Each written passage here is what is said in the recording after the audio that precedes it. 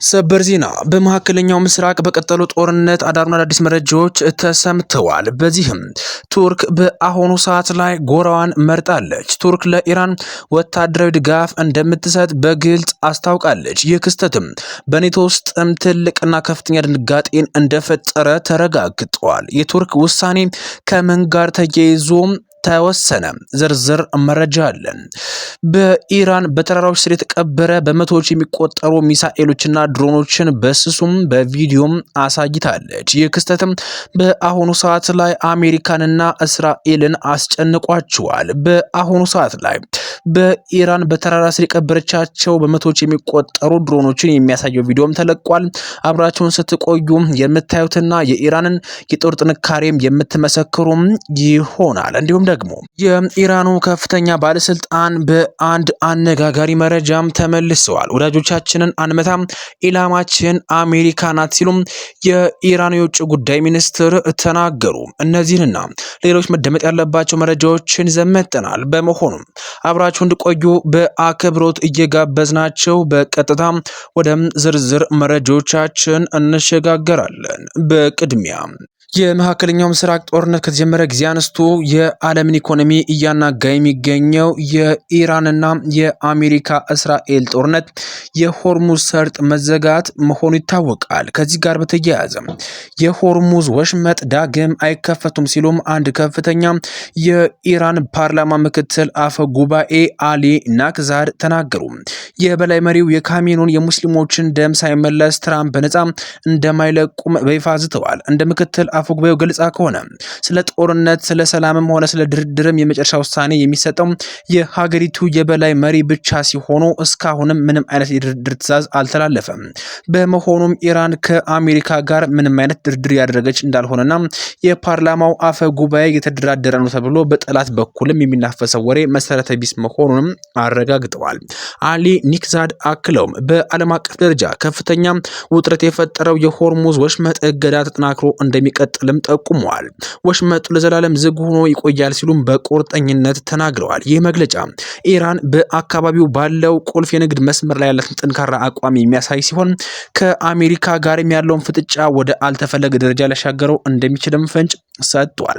በአሁኑ ወቅትም የኢራን ባለስልጣናትም ለድርድር ብቻ ያላቸው ፍላጎት አነስተኛ መሆኑንና የበቀል እርምጃ ላይ ትኩረት ማድረጋቸውን በቀጠናው ላይ ያለውን ስጋት ይበልጥ አባብሶታል። በተያያዘ መረጃ ወዳጆቻችን አንመታም፣ ኢላማችን አሜሪካ ብቻ ናት ሲል የኢራኑ የውጭ ጉዳይ ሚኒስትርም ተናግረዋል። የኢራን የውጭ ጉዳይ ሚኒስትር አባስ አራክቺ ሀገራቸው በፋርስ ባህረ ሰላጤ ቀጠና ላይ ከሚገኙ ሀገራት ጋር ምንም አይነት ግጭት እንደሌለባትና ጥቃት የምትፈጽመውን በወዳጆቿ ላይ ሳይሆን በእነዚህ ሀገራት ውስጥ በሚገኙ የአሜሪካ የጦር ተቋማትና ኃይሎች ላይ መሆኑም ገልጸዋል። ሚኒስትሩም አክሎም አሜሪካ የባለሰላጤውን ህዝቦች እንደ ሰብአዊ ጋሻ እየተጠቀመችባቸው ነው ሲሉም ወቅሰዋል። ዋሽንግተን የእነዚህን ሀገራት መሬት፣ የአየር ክልልና የባህር ወለልም ኢራን ለማጥቃት እየተጠቀመችበት መሆኑንም አክለው ገልጸዋል። አራክቺ ንግግራቸውን ሲቀጥሉም በቅርቡ በኩዌት ታይተው የነበሩ 3 የአሜሪካ F-15 የጦር አውሮፕላኖችም እንደ ምሳሌም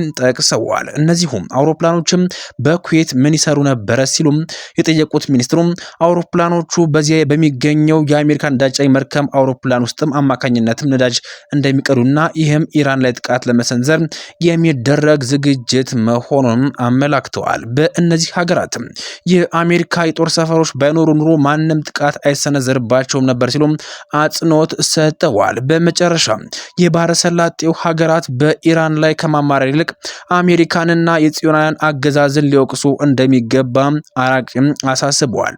በእኛ ላይ ማማረር ፍጹም ፍትሃዊ አይደለም ያሉት ሚኒስትሩም ቀጠናው የአሜሪካ ጦር መሰብሰቢያ መሆኑ ለሀገሪቱም ደህንነት ስጋት መፍጠሩንም ጠቁመዋል። ከዚህ ጋር በተያያዘ በአሁኑ ሰዓት ላይ ወዳጆቻችንን አንመታም፣ ኢላማችንም አንድና አንድ የአሜሪካ መንግስት ነው ሲሉ የተሰሙት የውጭ ጉዳይ ሚኒስትሩ በትናንትናው ዕለት አመሻሹን አንድ ሰበር መረጃ በእጃችን ላይ ገብቷል። በዚህ መሰረትም ቱርክ ለኢራን ወታደራዊ ድጋፍ እንደምትሰጥ አስታውቃለች። ይህ ክስተትም በኔቶ ውስጥም ከፍተኛ ድንጋጤን እንደፈጠረም ተረጋግጧል።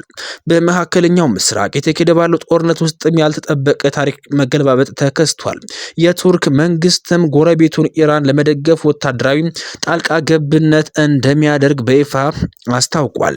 ፕሬዚዳንት ረሲፕ ጣይብ ኤርዶጋን እንደገለጹት ከሆነ ሀገራቸው ኃይሎቹም የኩርድ ታጣቂዎች ቡድኖችም ለጦርነት መጠቀሚያ ካደረጉም የቱርክ ጦር በቀጥታ ወደ ጦርነት በመግባት የኢራን ወገን ይሆናል ሲሉም ተደምጠዋል። ይህ ውሳኔ በቱርክና በአሜሪካ መካከል ያለውን ስትራቴጂካዊ ግንኙነትም እጅግ አደገኛ ደረጃ ላይ እንዲወድቅም አድርጎታል። ቱርክ የኩርድ ተዋጊዎችም ከታጠቁ በሀገሬ ድንበር ውስጥም አመጽ ይቀሰቅሳል በሚልም ከፍተኛ ስጋት አድሮባታል። ምንም እንኳን አንካራና ቴህራን ለዘመናት ተቀናቃኝ የነበሩ ቢሆንም አሁን ግን የኩርድ ተገንጣይ ቡድኖችን የመፍራት የጋራ አቋማቸውን ሁለቱ ሀገራትም ለጊዜውም ቢሆን በአንድ ጎራ አቁሟቸዋል።